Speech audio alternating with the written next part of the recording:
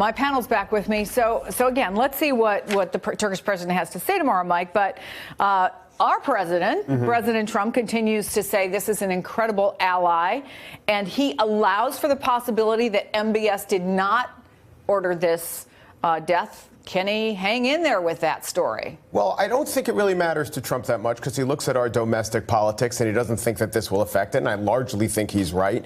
And he's cast his lot to such an extent with the Saudis. We're almost treating Saudi Arabia like it's 2008 or 2004 and they have this huge sway over world oil supplies. That's not the case.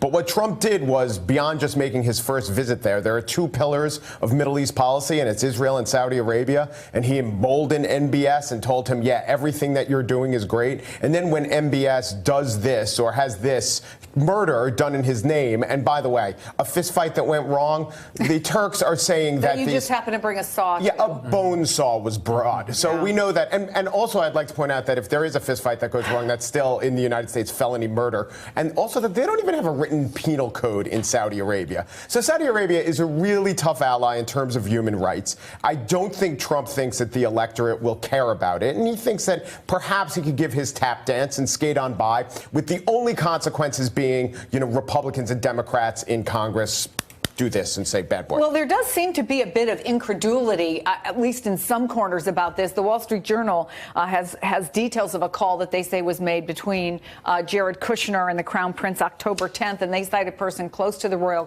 court. Quote from the story: he was really shocked there was such a big reaction to it, referring to MBS, said a person close to the royal court. He feels betrayed by the West. He said he would look elsewhere and he would never forget how people turned against him before evidence was even produced. Josh, anything credible in that reaction or in the interview by the foreign minister of Saudi Arabia? He would look elsewhere. Where is he going to look? The Saudis need us more than we need the Saudis. And that's the remarkable thing with the president. That doesn't seem to be the message, though, that we're getting from the president. It is not. And this is the very stupid thing the president is doing here. Now, the story from the Saudis is ridiculous. Everyone knows it's ridiculous. I'm sure the president knows it's ridiculous. He just doesn't care because the president realizes that if you say something like you believe it, you can say something ridiculous and that can work politically. It's implausible deniability. That's fine with him from the Saudis. But the problem is our alliance with the Saudis is an alliance of convenience. We have certain shared interests. We do not have shared values. It's supposed to be transactional.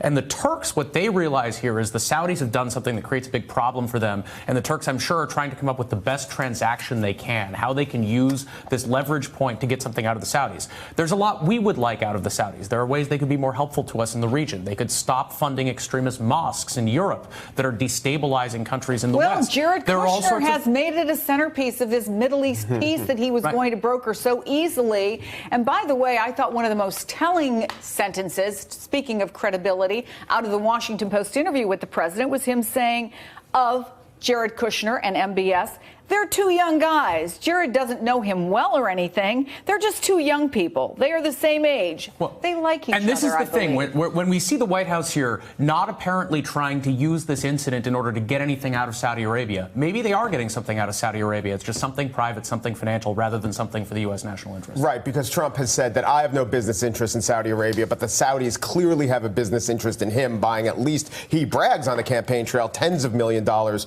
worth of apartments. And I just want to highlight that one thing about how MBS was hurt, that he didn't get due process. In Saudi Arabia, there is no due process. You could be detained for years and they don't even tell you what your crime is. Let us reemphasize what Bill Neely said. They call and offer condolences to Khashoggi's oldest son, who, by the way, is under a travel ban and can't get out of the country. His feelings might be hurt by that. Yeah. Hey there, I'm Chris Hayes from MSNBC. Thanks for watching MSNBC on YouTube. If you want to keep up to date with the videos we're putting out, you can click subscribe just below me or click over on this list to see lots of other great videos.